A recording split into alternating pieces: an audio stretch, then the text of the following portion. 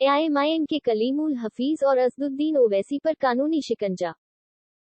आल India Majlis-e-Ittehadul मुस्लिमीन AIMIM Delhi के Kalimul Hafeez, spokesperson Mumtaz आलम रिजवी और अन्य पार्टी सदस्यों के साथ भाजपा से बर्खास्त नूपुर शर्मा और नवीन जिंदल की रिहाई की मांग करने के लिए कल गुरुवार को जंतर मंतर प्रदर्शन करने जा रहे थे, लेकिन उन लोगों को जंतर मंतर जाने से रोक दिया गया।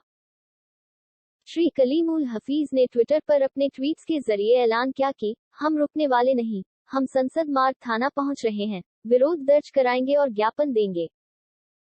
उन्होंने कहा कि गुस्ताखे रसूल नूपुर और नवीन को दिल्ली पुलिस तो गिरफ्तार कर रही है और न इन मुजरिमों के खिलाफ प्रदर्शन करने दे रही है जो जमहूरियत का कत्ल है।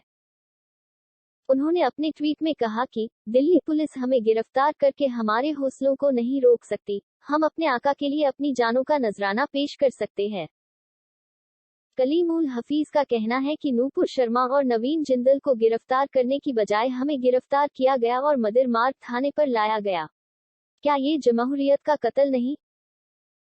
उन्होंने कहा कि क्या दिल्ली पुलिस को एआईएमआईएम का इतना खौफ है कि नूपुर शर्मा और नवीन जिंदल को गिरफ्तार करने के बजाय एआईएमआईएम दिल्ली के कार्यकर्ताओं को उनके ही क्षेत्र के थानों में गिरफ्तार किया गया है। हम इसकी घोर निंदा करते हैं और रिहाई की मांग करते हैं। गुस्ताखे रसूल नूपुर और नवीन के खिलाफ तो हमने दिल्ली पुलिस से परमिशन मांगी कि हम जंतर मंतर पर प्रदर्शन करेंगे, उसको न दी। जब हम पार्लियामेंट थाने पर पहुंचे तो हमें अपना शांतिपूर्ण प्रदर्शन भी नहीं करने दिया।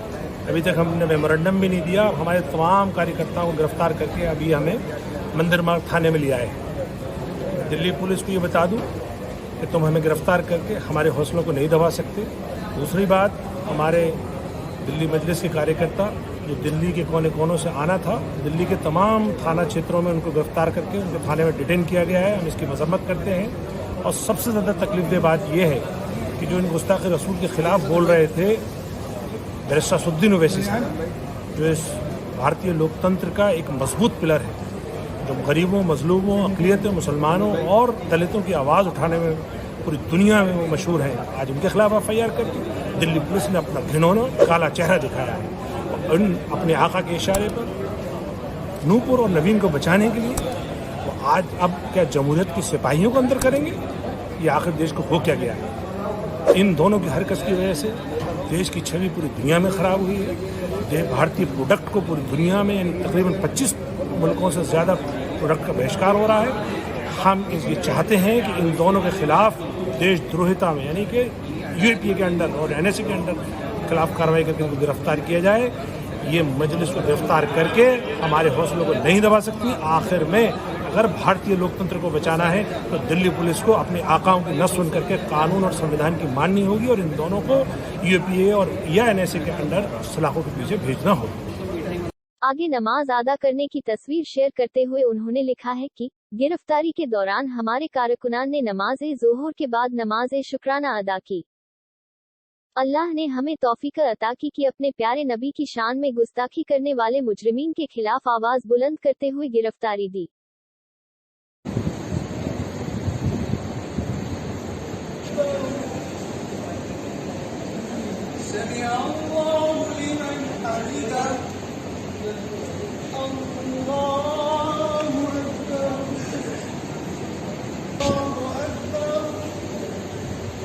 हम अपने आका पैगंबर के लिए जानों का नजराना भी देने को तैयार हैं।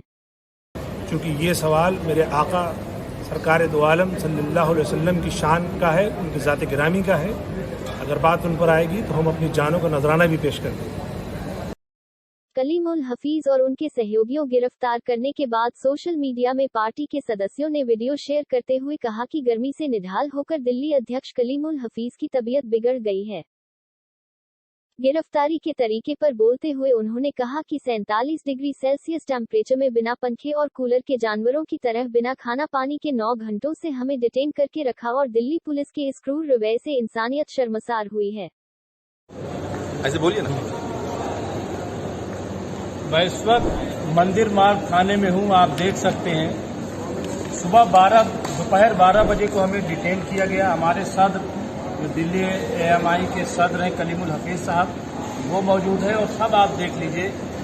ये ऐसी जगह हमें रखा गया है डिटेन करके, सुबह से ऐसी जगह रखा गया है, ना तो पंखा है ना कूलर है, और गर्मी 47 डिग्री आज टेम्परेचर था। और ये आप देख लें कंक्रीट की दीवारें हैं, जितनी गर्म है। और इसके साथ साथ मैं आपको दिखाना चाहता हूं कि ये एसी का आउटपुट आप देखिए कि यहाँ पे ये सब एसी का आउटपुट आ रहा है।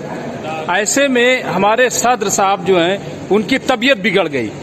अफसोस की बात यह है कि हम लोग 12 बजे से हैं, लेकिन एक भी अधिकारी नहीं आया, कोई पूछने के लिए नहीं आया कि आपने खाना खाया या आप गर्मी में कैसे बैठे हैं, क्या कर रहे हैं, कोई पूछने नहीं आया। और इस तरीके से हमें ट्रीट किया जा रहा है कि जैसे हम कोई मुजरिम है। और हमारे सदर अभी भी आप देखिए कि काफी देर से तबीयत बिगड़ी है, लेकिन अभी भी कोई अधिकारी, पुलिस का एक शख्स भी यहाँ नहीं आया कि कम से कम देखता कि हमारे सदर की तबीयत क्या खराब हुई है। ये हालत बना रखी है। मैं समझता हूँ कि इससे बड़ा जालिमाना हरकत, इससे बड़ी जालिमाना हरकत नहीं हो सकती। उधर एआईएमआईएम के नेशनल अध्यक्ष श्री असदुद्दीन ओवैसी ने अपने ऊपर एफआईआर किए जाने का भी प्रतिक्रिया दिया है। उन्होंने अपने ट्वीट करके बताया कि मुझे एफआईआर का एक अंश मिला है। यह पहली एफआईआर है जो मैंने देखी है जिसमें यह निर्दिष्ट नहीं किया गया है कि मेरा जुर्म क्या है। किसी हत्या के बारे में कोई एफआईआर हो लेकिन पुलिस हथियार का जिक्र न करे तो ये अजीब बात है। मुझे नहीं पता कि मेरी किस विशिष्ट टिप्पणी पर एफआईआर किया गया है।